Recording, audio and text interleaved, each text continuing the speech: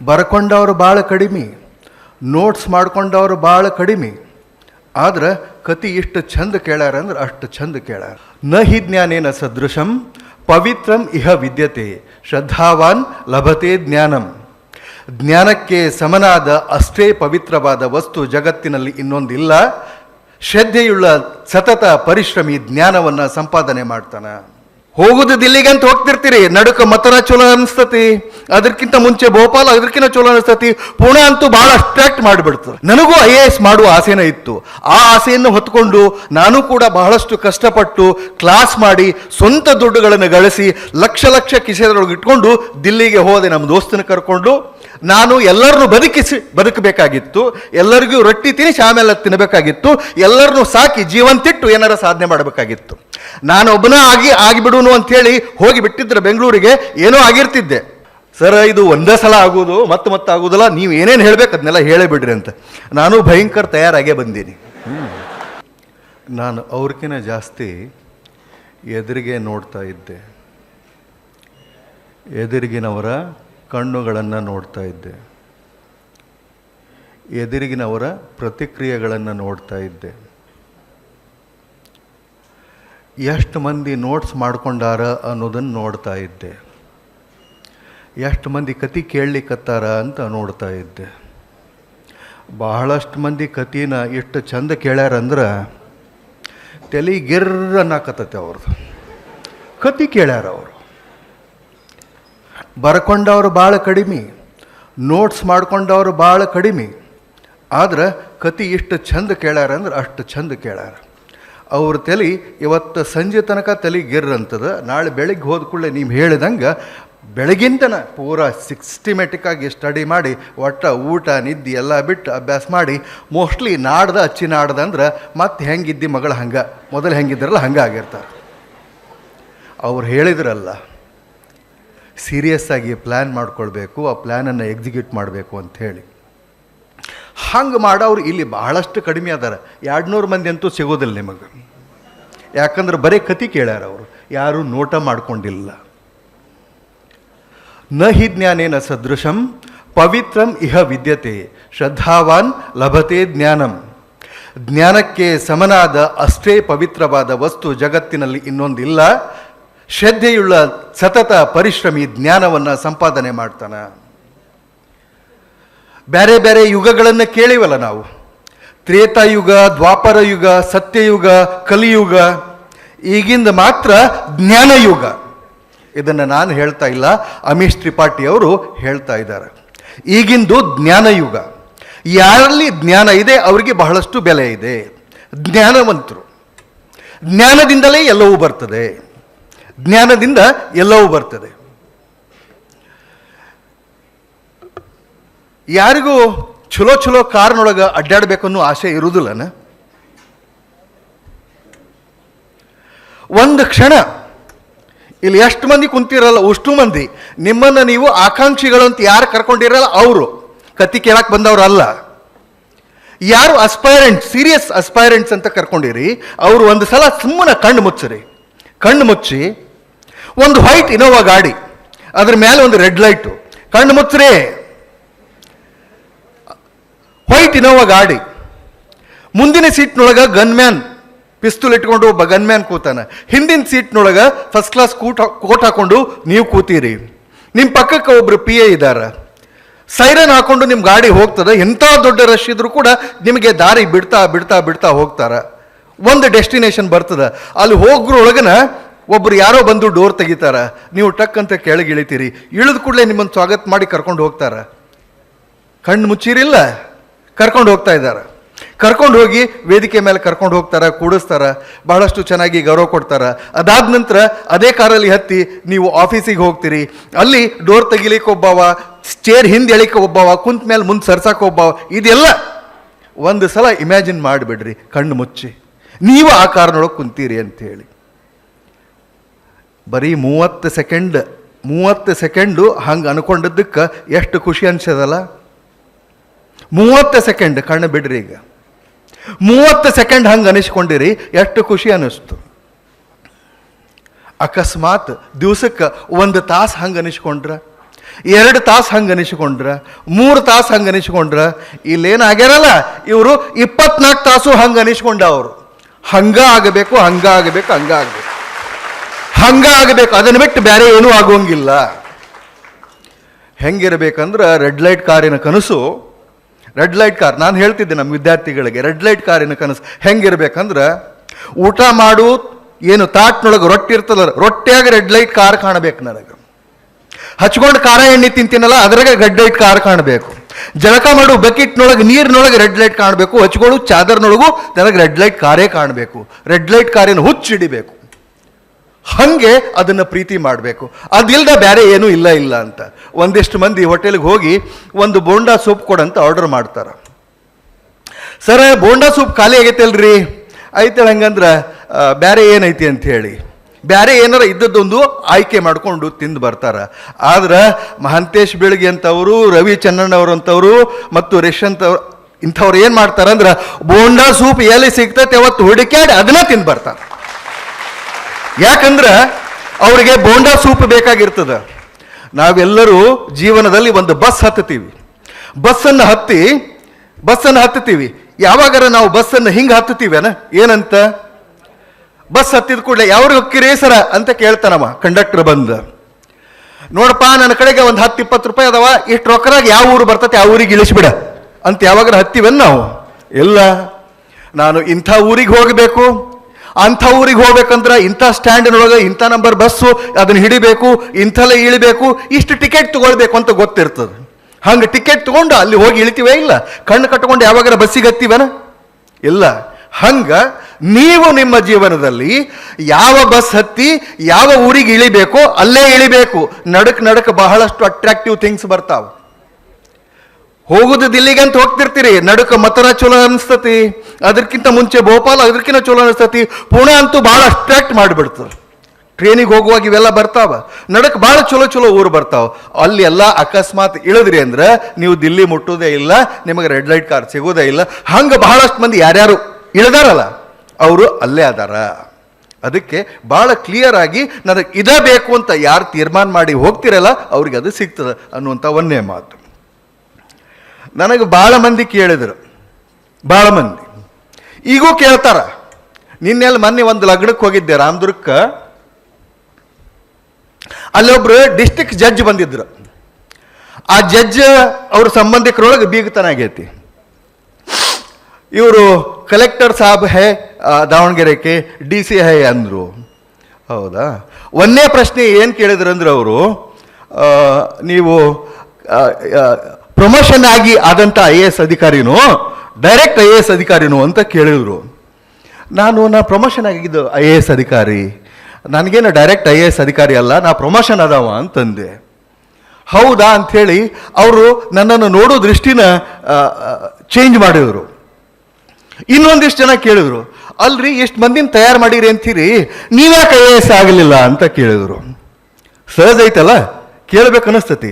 ಸಾಮಾನ್ಯ ಮಂದಿ ಕೇಳುವಂಥ ಪ್ರಶ್ನೆ ಅವರು ಕೇಳ್ಯಾರ. ಅವ್ರದ್ದು commonest of the common response ಅವ್ರದ್ದು ಇತ್ತು, ಕೇಳಿದ್ರು. ಅದೆಲ್ಲದಕ್ಕೂ ಒಂದು ಹೇಳಿಬಿಡ್ತೀನಿ ಇವತ್ತು. The colour of cat is not important. The color of cat is not important. How the cat catches the rat is important. ಏನು ಮಾಡೋರು? ಡೈರೆಕ್ಟ್ ಅನ್ನು ತಗೊಂಡು ಏನು ಮಾಡ್ತೀರಿ? ಪ್ರಮೋಷನ್ ಆದವ್ರು ತಗೊಂಡು ಏನು ಮಾಡ್ತೀರಿ? ಫೀಲ್ಡ್ನೊಳಗೆ ಡಾನ್ಸ್ ಹೆಂಗೆ ಮಾಡ್ತಾನೆ, ಕೆಲಸ ಹೆಂಗೆ ಮಾಡ್ತಾನೆ ಅನ್ನೋದು ಭಾಳ ಇಂಪಾರ್ಟೆಂಟಾ? ಹೌದಾ ಇಲ್ಲ? ಅದನ್ನು ಅವರಿಗೆ ಹೇಳಿದ್ ನಾನು. ಹೇಳಿ ನನಗೂ IAS ಮಾಡುವ ಆಸೆನೇ ಇತ್ತು. ಆ ಆಸೆಯನ್ನು ಹೊತ್ಕೊಂಡು ನಾನು ಕೂಡ ಬಹಳಷ್ಟು ಕಷ್ಟಪಟ್ಟು ಕ್ಲಾಸ್ ಮಾಡಿ ಸ್ವಂತ ದುಡ್ಡುಗಳನ್ನು ಗಳಿಸಿ ಲಕ್ಷ ಕಿಸೆದೊಳಗೆ ಇಟ್ಕೊಂಡು ದಿಲ್ಲಿಗೆ ಹೋದೆ. ನಮ್ಮ ದೋಸ್ತನ ಕರ್ಕೊಂಡು ದಿಲ್ಲಿಗೆ ಹೋದಿವಿ. ದಿಲ್ಲಿಗೆ ಹೋಗಿ ಅಲ್ಲಿನೂ ಕೂಡ ಸಾಕಷ್ಟು ಇದ್ಕೊಂಡು ಜ್ಞಾನವನ್ನು ಸಂಪಾದನೆ ಮಾಡ್ಕೊಂಡ್ವಿ, ಪುಸ್ತಕ ಸಂಪಾದನೆ ಮಾಡಿಕೊಂಡು ಪ್ರತಿ ಕ್ಲಾಸ್ನೊಳಗೆ ದಿಲ್ಲಿ ಒಳಗೆ ಕುಂತಾಗ ನನಗೆ ಇದು ಅನಿಸ್ತಿತ್ತು, ಇವ್ರಕಿನ್ನ ಚಲೋ ಹೇಳ್ತೀನಲ್ಲ ನಾನು, ಇವ್ರಕಿನ್ನ ಚಲೋ ನಾ ಹೇಳ್ಬಹುದಲ್ಲ ಅಂಥೇಳಿ. ಅಲ್ಲಿ ಎಲ್ಲ ಭಾಳ ಚಲೋ ಐತಿ ಅಂಥೇಳಿ. ಭಾಳ ಚಲೋ ಅಂದ್ರೆ ಗೊತ್ತಾಗ್ತಲ್ಲ, ನಾವು ಹೇಳ್ತೀವಿ ಅವ ಭಾಳ ಶಣೆ ಅದಾನ ಅಂದ್ರೆ ಬೇರೆನ.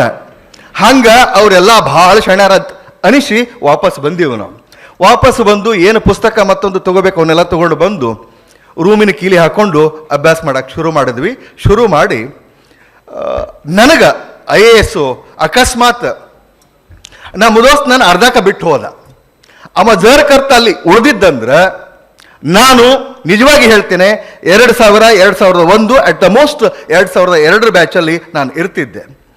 ನನ್ನ ಕೌಟುಂಬಿಕ ಜೀವನದೊಳಗೆ ಬಹಳಷ್ಟು ಕಷ್ಟ ಕಾರ್ಪಣ್ಯಗಳು ಇದ್ದು ನಾನು ಎಲ್ಲರನ್ನೂ ಬದುಕಬೇಕಾಗಿತ್ತು, ಎಲ್ಲರಿಗೂ ರೊಟ್ಟಿ ತಿನ್ನಿಸಿ ಆಮೇಲೆ ತಿನ್ನಬೇಕಾಗಿತ್ತು, ಎಲ್ಲರನ್ನೂ ಸಾಕಿ ಜೀವಂತಿಟ್ಟು ಏನಾರ ಸಾಧನೆ ಮಾಡಬೇಕಾಗಿತ್ತು. ನಾನು ಒಬ್ಬನ ಆಗಿಬಿಡುನು ಅಂಥೇಳಿ ಹೋಗಿ ಬಿಟ್ಟಿದ್ರೆ ಬೆಂಗಳೂರಿಗೆ ಏನೋ ಆಗಿರ್ತಿದ್ದೆ, ಏನೋ ಆಗಿ ಯಾವುದೋ ಒಂದು ರಾಜ್ಯದಾಗ ಇರ್ತಿದ್ದೆ. ಆದ್ರೆ ನೋಡಕ್ಕೆ ನಮ್ಮವ್ವ ಇರ್ತಿದ್ದಿಲ್ಲ, ನಮ್ಮ ಅಣ್ಣತಮ್ಮ ಇರ್ತಿದ್ದಿಲ್ಲ, ಯಾರೂ ಇರ್ತಿದ್ದಿಲ್ಲ. ಆದ್ರೆ ನಮ್ಮವ್ವನ ಜೀವಂತ ಇಟ್ಕೊಂಡು ಇವತ್ತು ನಮ್ಮವ್ವನ್ನ ನನ್ನ ಮನೆಯೊಳಗೆ ಇಟ್ಕೊಂಡು ಪ್ರತಿಯೊಂದನ್ನು ದಿನಾಲೂ ಹೊರಗೆ ಬರೋ ಮುಂದೆ ನಾ ಹೋಗಿ ಬರಲೇ ಅಂತ ಹೇಳ್ತೀನಿ. ಅಂದ್ರೆ ನಾನು ಕೋರ್ಟ್ ಹೆಂಗೈತೆ ನೋಡ್ಬೆ ಅಂತ ತೋರಿಸಿ ಬರ್ತೀನಿ ಆಕಿಗೆ. ದಿನಾವನ್ನ ಮನೆ ಕೋರ್ಟು, ಖುಷಿ, ತಾಯಿಗೆ ಖುಷಿ. ಅವ್ರನ್ನೆಲ್ಲ ಜೀವಂತಿಟ್ಟು ನಾನು ಆದೆ. ಅದಕ್ಕೆ ಆ ಟೈಮ್ನೊಳಗೆ ನಂಗೆ ಭಾಳ ಕಷ್ಟ ಬಂದು ಕಾನ್ಸಂಟ್ರೇಟ್ ಮಾಡಿ ಓದಕ್ಕಾಗಲಿಲ್ಲ. ಡಿಪ್ರೆಷನಿಗೆ ಹೋಗಿದ್ದೆ, ಆಲ್ಮೋಸ್ಟ್ ಡಿಪ್ರೆಷನಿಗೆ ಹೋಗಿದ್ದೆ. ಇನ್ನೇನು ಸೈಕಿಯಾಟ್ರಿಸ್ಟ್ ಕಡೆಗೆ ಟ್ರೀಟ್ಮೆಂಟ್ ತಗೊಳ್ಬೇಕು ಅಷ್ಟು ಡಿಪ್ರೆಷನಿಗೆ ಹೋದವ. ಮತ್ತು ಮೇನ್ ಸ್ಟ್ರೀಮಿಗೆ ಬಂದು ಅಭ್ಯಾಸ ಮಾಡಿ KSನೊಳಗೆ ಚಲೋ ರ್ಯಾಂಕ್ ಬಂತು, ಚಲೋ ಮಾರ್ಕ್ಸ್ ಬಂದು. AC ಆದ್ರೇನು ಅದೇನು ಕೇಡಾಗೋದಿಲ್ಲ, ಮುಂದೆ ಒಂದು ದಿವಸ IAS ಆಗ್ಬೋದು ಅಂಥೇಳಿ 28 ವರ್ಷ ಸರ್ವಿಸ್ ಸಿಕ್ಕರೆ 12 ವರ್ಷ KS, 16 ವರ್ಷ IAS ಸರ್ವಿಸ್ ಸಿಕ್ಕತ್ ನಮಗೆ. ಮತ್ತು ಇನ್ನೊಂದು ಏನಂತಂದ್ರೆ ಯಾವ ಊರಾಗ ಸಾಲಿ ಕಲಿತು, ಯಾವ ಊರಾಗ ಕಷ್ಟಪಟ್ಟು, ಯಾವ ಊರಾಗ ಹವಾಯಿ ಚಪ್ಪಲ್ ಹಾಕೊಳಕ್ಕಿಲ್ದ, ಯಾವ ಊರಾಗ ಬಟ್ಟಿಲ್ದ ಮಂದಿ ಅರಿವಿ ಹಾಕೊಂಡು ನಾವು MA ಇಂಗ್ಲೀಷ್ ಮಾಡಿ ಗೋಲ್ಡ್ ಮೆಡಲ್ ತಗೊಂಡು, ಮಂದಿ ಕೋಟ್ ಹಾಕೊಂಡು ಗೋಲ್ಡ್ ಮೆಡಲ್ಸ್ ಏನು ಮಾಡ್ಕೊಂಡಿದ್ವಿ, ಅದ ಊರಾಗ ಫಸ್ಟ್ ಪೋಸ್ಟಿಂಗ್ AC ಅಂತ ಕೊಟ್ಟ ದೇವರ. ಅಲ್ಲೇ ಮಾಡಿದ್ವಿ, ಅಲ್ಲೇ ADC ಮಾಡಿದ್ವಿ, ಎಲ್ಲ ಮಾಡಿದ್ವಿ. ಎಲ್ಲಿ ಕಳ್ಕೊಂಡಿರ್ತೀವಿ ಅಲ್ಲೇ ಹುಡುಕ್ಬೇಕಂತ ಹೇಳ್ತಾರಲ್ಲ ಹಂಗೆ. ಈಗ ಯಾಕೆ ನೀ IAS ಆಗಲಿಲ್ಲ ಅನ್ನೋದಕ್ಕೆ ನಾನು ಹೇಳಿನಿ ಉತ್ತರ ಅಂತ ಹೇಳಿ. ಮತ್ತು ನೀವೇನು ಪ್ರಮೋಷನ್ ಆದವ್ರ ಅಂತಂದ್ರೆ ಕರ್ಕೊಂಬರ್ರಿ, ಎದರಾಗೇನು ಕಾಂಪಿಟೇಷನ್ ಮಾಡೋನು, ಯಾವ್ದ್ರಾಗ ಏನು ಕಡಿಮೆ ಅನ್ನೋದಕ್ಕೆ ನಾವು ಬೆಕ್ಕಿನ ಬಣ್ಣ ಮತ್ತು ಅದು ಇಲ್ಲಿ ಹೆಂಗೆ ಹಿಡಿತೈತಿ ಅನ್ನೋದನ್ನು ನಿಮಗೆ ಹೇಳೀನಿ. ಇಲ್ಲಿ ಅಶೋಕ್ ಮಿರ್ಜಿ ಅವರು ಒಂದು ಅಶೋಕ್ ಮಿರ್ಜಿ ಎಕ್ಸಾಂಪಲ್ ನಿಮಗೆ ಹೇಳ್ತೇನೆ. ಮನುಷ್ಯ ಮೊದಲು ಭಾಳ ಕಷ್ಟ ಇದ್ದಾಗ ನಮಗೆ ಏನಾದರೂ ಒಂದು ಬೇಕು, ಏನಾದರೂ ಒಂದು ಏನು ಆಧಾರ ಬೇಕು. ಅದಕ್ಕೆ ಸಣ್ಣದೊಂದು ಪೊಲೀಸ್ ಅಥವಾ ಒಂದು ನೌಕರಿನ ಹಿಡಿದು, ಅದಾದಮೇಲೆ ಮತ್ತೊಂದು ನೌಕರಿನ ಹಿಡಿದು, ಅದಾದಮೇಲೆ ಮತ್ತೊಂದಾಗಿ KS ಅಧಿಕಾರಿಯಾಗಿ ಬೆಂಗಳೂರಂತಹ ರಾಜಧಾನಿ ಒಳಗೆ ನೌಕರಿ ಮಾಡೋದಲ್ದನ ಅನೇಕ ವಿದ್ಯಾರ್ಥಿಗಳನ್ನು ಇವತ್ತು ತಯಾರಿ ಮಾಡ್ತಾ ಇದ್ದಾರೆ. ಅಂತಂದ್ರೆ ನ್ಯಾಚುರಲಿ ಅದು ಜ್ಞಾನದಾಹದಿಂದಲೇ ಸಾಧ್ಯ, ಬೇರೆ ಎದುರಿಂದಲೂ ಅಲ್ಲ. ನೋಡ್ರಿ, ಜಾನಕಿ ಅಂತ ನನ್ನ ಬ್ಯಾಚ್ನಲ್ಲಿ ಒಬ್ರು ಇದ್ದಾರೆ, ಜಾನಕಿ ಅಂತ. ಅವರು SDC ಆದವರು PUC ಮೇಲೆ. ಅದಾದಮೇಲೆ ಎಕ್ಸ್ಟರ್ನಲ್ ಡಿಗ್ರಿ ಮಾಡಿಕೊಂಡ್ರು, ಇವ್ರ ಹಂಗೆ ಎಕ್ಸ್ಟರ್ನಲ್ BEd ಮಾಡಿಕೊಂಡ್ರು, ಕರೆಸ್ಪಾಂಡೆನ್ಸ್, ಎಕ್ಸ್ಟರ್ನಲ್ MA ಮಾಡಿಕೊಂಡ್ರು. SDA ಇದ್ದವರು FDA ಆದರು. FDA ಆದಮೇಲೆ ಒಂದು ಸ್ಟೇಟ್ ಅಕೌಂಟ್ ಸರ್ವಿಸ್ನಲ್ಲಿ assistant controller state accounts class 1 post ಅದು ಆದರೂ ಸಮಾಧಾನ ಆಗಲಿಲ್ಲ ಅವ್ರಿಗೆ. ಮತ್ತು ನನ್ನ ಬ್ಯಾಚ್ನೊಳಗೆ AC ಆದರು. ಈಗ IAS ಆಗಿ ನಮ್ಮ ಜೊತೆನೇ ಕೆಲಸ ಮಾಡ್ತಾ ಇದ್ದಾರೆ, SDA ಇದ್ದವರು. Right? So the beginnings of all great things are very, very small, like a small drop of water. Brahmaputra ನದಿ ನೋಡಿರೇನೇ ಇಲ್ಲ, ಕೇಳಿರಿಲ್ಲ? ಬ್ರಹ್ಮಪುತ್ರ ನದಿ ಮೈಟಿ ರಿವರ್ ಅಂತ ಕರಿತೀವಿ. ಅತ್ಯಂತ ಬೃಹತ್ ನದಿ, ಅದು ಶಕ್ತಿಯುತ ನದಿ. ತನ್ನ ಒಡಲೊಳಗೆ ಏನು ಬರ್ತದೆ ಎಲ್ಲನೂ ತುಂಬಿಕೊಂಡು ಹೊರಟು ಬಿಡ್ತದೆ, ಯಾವುದನ್ನು ಬಿಡುದಿಲ್ಲ ಅದು. ಆದ್ರೆ ಆ ನದಿನೂ ಕೂಡ, ಅದ್ರ ಬಿಗಿನಿಂಗು ಕೂಡ ಒಂದು ಹನಿಯಿಂದಲೇ ಆಗಿದೆ. ಆದ್ರೆ ಆ ಹನಿ ಪುಣ್ಯ ಏನಂದ್ರೆ, ಆ ಹನಿ ಅನೇಕ ಹನಿಗಳನ್ನು ಕೂಡಿತು, ಜರಿ ಆಯಿತು, ಜರಿಗಳು ಸೇರಿ ಸಣ್ಣ ಸಣ್ಣ ನದಿಗಳಾದವು, ಸಣ್ಣ ಸಣ್ಣ ನದಿಗಳೆಲ್ಲ ಸೇರಿ ದ ಬ್ರಹ್ಮಪುತ್ರ ಆಗಿದೆ. ಸೊ ದ ಬಿಗಿನಿಂಗ್ಸ್ ಯಾವತ್ತೂ ಎಷ್ಟು ಸ್ಮಾಲ್ ಇರಲಿ, the beginning must be proper. ಅವ್ರು ಹೇಳಿದರು ಕನಸನ್ನು ಹೆಂಗೆ ಕಾಣಬೇಕು, ಯಾವ ರೀತಿ ಕಾಣಬೇಕು ಅಂತ ಹೇಳಿ. ರಿಯಲಿ ಕನಸು ಕಾಣಬೇಕು ಅಂದರೆ ಹೆಂಗೆ ಕಾಣಬೇಕು ಅಂದ್ರೆ, ಅದು ನಮ್ಮನ್ನು ಕಣ್ಣು ಮುಚ್ಚಾಕ್ ಬಿಡಬಾರ್ದು, ಹಂಗೆ ಕನಸು ಕಾಣಬೇಕು. ಎಲ್ಲರಿಗೂ ಕನಸು ಬೀಳ್ತಾವೆ ಮಸ್ತ್ ಮಲ್ಕೊಂಡಾಗ. ನನಗಿಂಥ ಕನಸು ಬಿದ್ದಿತ್ತು, ನನಗಂಥ ಕನಸು ಬಿದ್ದಿತ್ತು ಅಂಥೇಳಿ ಬೇಸರಾಗೈತೆ. ಮುಂಜಾನೆ ನಿಂತರ ಕುಂತು ಕೇಳಿ ಬೇಸರಾಗಿದ್ರು ಒಂದು ಜೋಕ್ ಹೇಳ್ತೀನಿ, ಆದ್ರೆ ನಾ ಹೇಳೋದು ಬಿಡೋದಿಲ್ಲ, ಏನೇನು ಹೇಳಬೇಕು ಹೇಳೇ ಮುಗಿಸ್ತೀನಿ. ಅವ್ರು ನನಗೆ ರವಿ ಅವ್ರು ಹೇಳ್ಯಾರ ಏನಂದ್ರೆ, ಸರ್ ಇದು ಒಂದೇ ಸಲ ಆಗೋದು, ಮತ್ತೆ ಆಗೋದಿಲ್ಲ, ನೀವು ಏನೇನು ಹೇಳ್ಬೇಕು ಅದನ್ನೆಲ್ಲ ಹೇಳೇ ಬಿಡ್ರಿ ಅಂತ. ನಾನು ಭಯಂಕರ ತಯಾರಾಗೇ ಬಂದೀನಿ. ಹೇಳ್ಬೇಕಲ್ಲ, ಕನಸಿನ ಬಗ್ಗೆ 3 ಮಂದಿ ದೋಸ್ತರು ಇರ್ತಾರ, 3 ಮಂದಿ ಕಂಬೈನ್ಡ್ ಸ್ಟಡಿ ಮಾಡ್ತಿರ್ತಾರೆ. ಕಂಬೈನ್ಡ್ ಸ್ಟಡಿ ಮಾಡೋದಂಗೆ ಗೊತ್ತಲ್ಲ, ಕೂಡಿ ಸ್ಟಡಿ ಮಾಡ್ತಿರ್ತಾರೆ. ಕಂಬೈನ್ಡ್ ಸ್ಟಡಿ ಬಗ್ಗೆನೇ ಮತ್ತೊಂದು ಹೇಳ್ತೇನೆ, ಇದನ್ನು ಕಂಟಿನ್ಯೂ ಮಾಡಿ. 3 ಮಂದಿ ಕೂಡಿ ಸ್ಟಡಿ ಮಾಡ್ತಿರ್ತಾರೆ.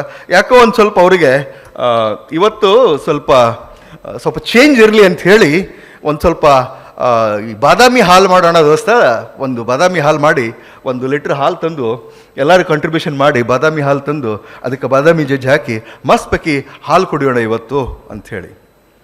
ಆಯಿತು ಅಂಥೇಳಿ ಕಂಟ್ರಿಬ್ಯೂಷನ್ ಮಾಡಿಕೊಂಡು ಅದು ಹಾಲು ತಂದು ಬಾದಾಮಿ ಪುಡಿ ಹಾಕಿ ಸಕ್ಕರೆ ಹಾಕಿ ಏಲಕ್ಕಿ ಹಾಕಿ ಕುಟ್ಟಿ ಕುದಿಯೋ ಹೊತ್ನ್ಯಾಗ ಒಬ್ಬ ದೋಸ್ತ ರವಿ ಅಂತ ದೋಸ್ತ ಒಬ್ರು ಇರ್ತಾರೆ.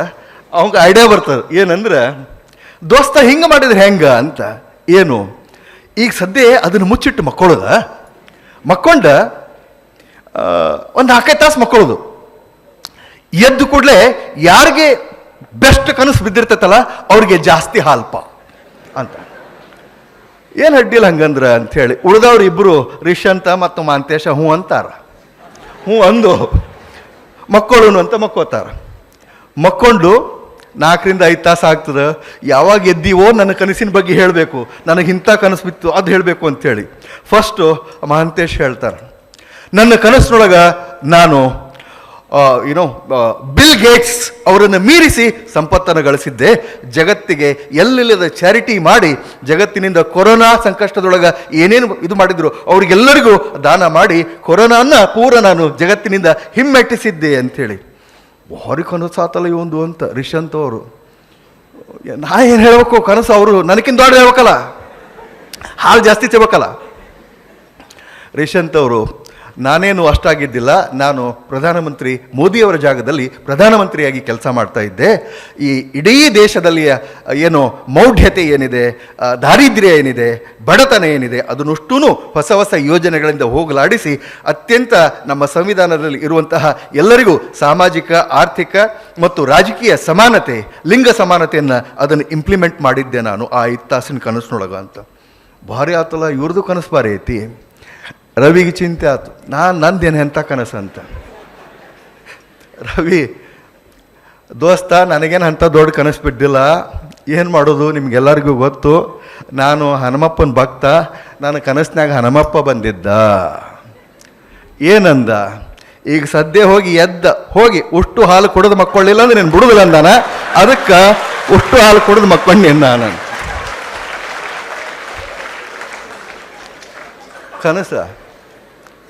ಕನಸು ಹಿಂಗೋ ಬೀಳ್ತಾವ.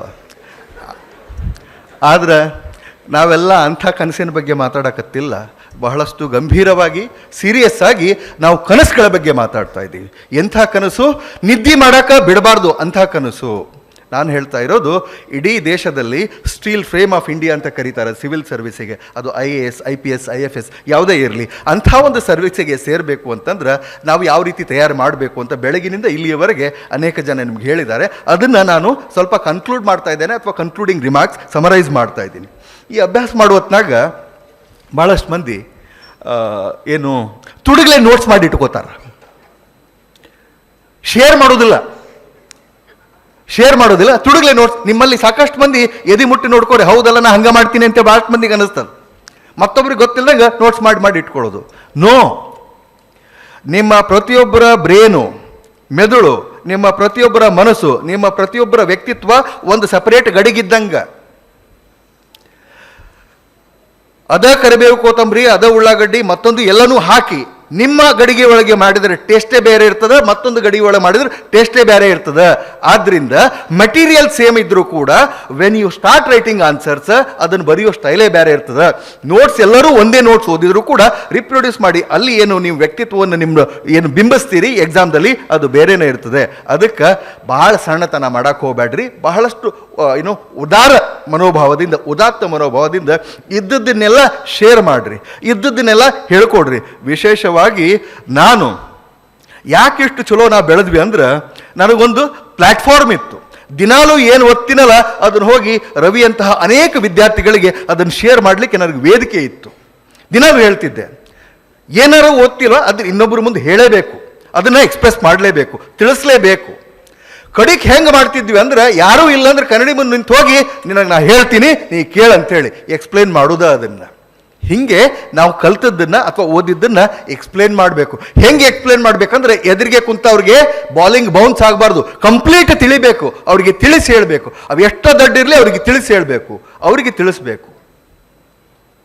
ಯಾರಿಗೂ ಇಲ್ಲಾಂದ್ರೆ ಹೋಗಿ ಅವನ್ನ ಕಾಡೋದು, ಇವತ್ತು ನಾ ಇದನ್ನು ಓದಿನಿ, ಇದು ಹಿಂಗಂದ್ರೆ ಹಿಂಗೆ ನೋಡ್ಬೇ ಅಂತೇಳಿ. ಆಕಿಗೇನು ಗೊತ್ತಾಗೋದು ಹೌದನ ಅಂತೇಳಿ ನನಗೆ ಸುಮ್ಮಾಗಿ. ಆದ್ರೆ ನಾ ಹೇಳಬೇಕಾಗಿರ್ತದೆ, ಕೇಳೋರು ಇಂಪಾರ್ಟೆಂಟ್ ಅಲ್ಲ ನನಗೆ. ಆ ದೃಷ್ಟಿಯಿಂದ ಶೇರ್ ಮಾಡಬೇಕು. ನಿಮ್ಮ ನೋಟ್ಸನ್ನು, ನಿಮ್ಮ ಜ್ಞಾನವನ್ನು ಶೇರ್ ಮಾಡಿದಷ್ಟು ಅದು ಜಾಸ್ತಿ ಬೆಳೀತದೆ ಅಂಥೇಳಿ ರವಿಯವರು ಹೇಳಿದ್ದನ್ನು ನೀವು ನೆನಪು ಮಾಡ್ಕೋಬಹುದು. ಆ್ಯಂಡ್ ಈ ಹೀರೋ ವರ್ಷಿಪ್ ಇದನ್ನು ಭಾಳಷ್ಟು ಖಂಡಿಸ್ತೀನಿ ನಾವು.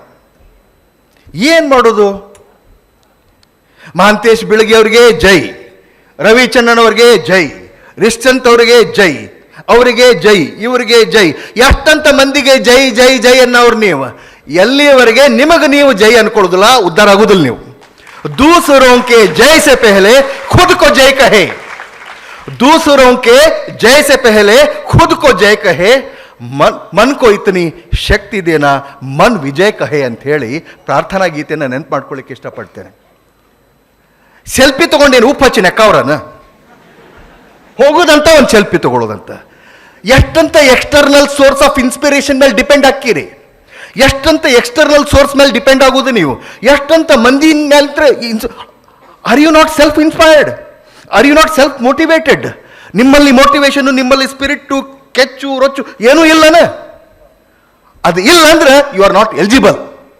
ಅದು ಐತೆ ಇಲ್ಲ ಮೊದಲು ಚೆಕ್ ಮಾಡ್ಕೋಬೇಕು, ಅದನ್ನು ಜಾಸ್ತಿ ಜಾಗೃತಿ ಮಾಡ್ಕೋಬೇಕು. ಬರೇ ಹೋಗೋದಂತ ಚಲೋ ಚಲೋ ಯಾರಿರ್ತಾರೋ ಅದು ಸೆಲ್ಫಿ ಇಟ್ಕೊಳ್ಳೋದಂತ, ಅವತ್ತೊಂದು ದಿವಸ ಅದನ್ನು ಸ್ಟೇಟಸ್ ಇಡುವಂತ. ಮುಂದೆ ಎಲ್ಲಿ ಹೊಂಟಿರಿ ನೀವೆಲ್ಲ? You are all going in a very very wrong way. Social media has destroyed you.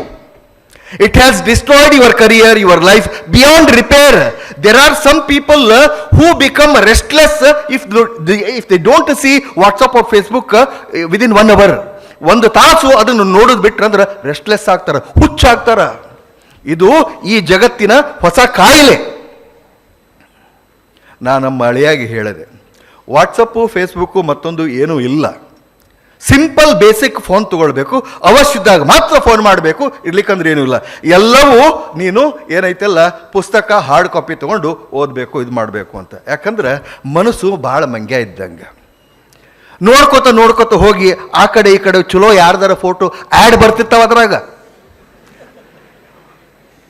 ಭಾಳ ಕೆಟ್ಟದು. ಸೋಷಿಯಲ್ ಮೀಡಿಯಾ ಅಟ್ರಾಕ್ಟ್ ಮಾಡ್ತದೆ, ಡಿವಿಯೇಟ್ ಮಾಡ್ತದೆ. ಆ್ಯಡ್ ಬರ್ತಿರ್ತಾವ, ಒತ್ತಿದ ಕೂಡ ಮತ್ತೊಂದು ಹೋಗಿ 1 ತಾಸು 2 ತಾಸು ಹೋಗೇ ಬಿಡ್ತದೆ. ಎದಕ್ಕೆ ಬೇಕದು? ಅವ್ರು ಹೇಳಿದಂಗ ನಾವು 100% ಜ್ಞಾನಕ್ಕಾಗಿ ನಾನು ಸೋಷಿಯಲ್ ಮೀಡಿಯಾನ ಬಳಸ್ತೇನೆ, ನಾನು ಇಂಟರ್ನೆಟ್ ಬಳಸ್ತೇನೆ, ನನ್ನ ಈ ನೆಟ್ ಪ್ಯಾಕ್ ಏನಿದೆ ಅದು ಕಂಪ್ಲೀಟ್ಲಿ ಜ್ಞಾನಕ್ಕೆ ಮಾತ್ರ ಬಳಸ್ತೀನಿ ಅಂತ ಭಾಳಷ್ಟು ಧೈರ್ಯ, ನಿಮ್ಮ ಮೇಲೆ ವಿಶ್ವಾಸ ಇದ್ದವ್ರು ಮಾತ್ರ ಅದನ್ನು ಬಳಸ್ರಿ. ಇರ್ಲಿಕ್ಕಂದ್ರೆ ಇವತ್ತ ಒಂದು ಬೇಸಿಕ್ ಸೆಟ್ ತಗೊಳ್ರಿ ಅಂತ ಹೇಳಲಿಕ್ಕೆ ಇಷ್ಟಪಡ್ತೇನೆ. It is destroying the youth. And ಇನ್ನೊಂದು ಎಲ್ಲರೂ ಹೇಳಿದರು, ವಿಶೇಷವಾಗಿ ರಿಷನ್ ಸಾಹೇಬರು ಭಾಳಷ್ಟು ಕರೆಕ್ಟಾಗಿ ಸ್ಪೆಸಿಫಿಕ್ ಆಗಿ UPSC ಬಗ್ಗೆ ಭಾಳ ಚೆನ್ನಾಗಿ ಹೇಳಿದ್ರು. ಆ್ಯಂಡ್ ನಮ್ಮ ಅಶೋಕ್ ಅವರು KS ಬಗ್ಗೆ ಹೇಳಿದ್ರು. ಮ್ಯಾಗಝಿನ್ನೊಳಗೆ ಏನು ಓದಬೇಕು, ನ್ಯೂಸ್ ಪೇಪರ್ನೊಳಗೆ ಏನು ಓದಬೇಕು, ಯಾವುದನ್ನು ಓದಬೇಕು, ಯಾವುದನ್ನು ಬಿಡಬೇಕು, ನಾನು ಸ್ಪೆಸಿಫಿಕ್ ಆಗಿ ಅವ್ರಿಗೆ ಹೇಳಿದ್ದೆ. ಅವರು ಅದನ್ನು ಹೇಳ್ಯಾರ, ರಿಪೀಟ್ ಮಾಡ್ತೀನಿ, ರಿಯೇಟ್ರೇಟ್ ಮಾಡ್ತೀನಿ. ನ್ಯೂಸ್ ಪೇಪರ್ನ ಹಿಂಗ ಓದಬೇಕು, ಇಷ್ಟ ಓದಬೇಕು ಅಂಥೇಳಿ ಎಲ್ಲರ ಯಾರ ಕ್ಲಾಸ್ ಹೇಳಿದ್ರೆ ಅದು ಹುಚ್ಚತನ. ಹೇಳಾವ ಹುಚ್ಚ, ಕೇಳೋರು ಹುಚ್ಚರು. ನ್ಯೂಸ್ ಪೇಪರ್ನೊಳಗೆ ಒಂದು ನ್ಯೂಸ್ ಪೇಪರ್ ಕೈಯಾಗ ನಿಮಗೆ ಸಿಕ್ತಂದ್ರೆ ನನ್ನ ಪರೀಕ್ಷೆಗೆ ನನಗೆ ಏನು ಬೇಕೋ ಅದನ್ನಷ್ಟು ನಾ ಓದ್ತೀನಿ ಅಂತ ತೀರ್ಮಾನ ನೀವೇ ಮಾಡಬೇಕು. ಆ ತೀರ್ಮಾನ ನೀವೇ ಯಾವಾಗ ಮಾಡಕ್ಕೆ ಸಾಧ್ಯ ಐತಿ ಅಂದ್ರೆ when you become the master of a syllabus, the master of all old question papers. ಅದಕ್ಕೆ ಹೇಳೋದು, ಮೊದಲ 6 ತಿಂಗಳ ಬೇರೆ ಏನೂ ಮಾಡುವಂಗಿಲ್ಲ. You play with question paper, you play with syllabus, you play with question paper, you play with syllabus.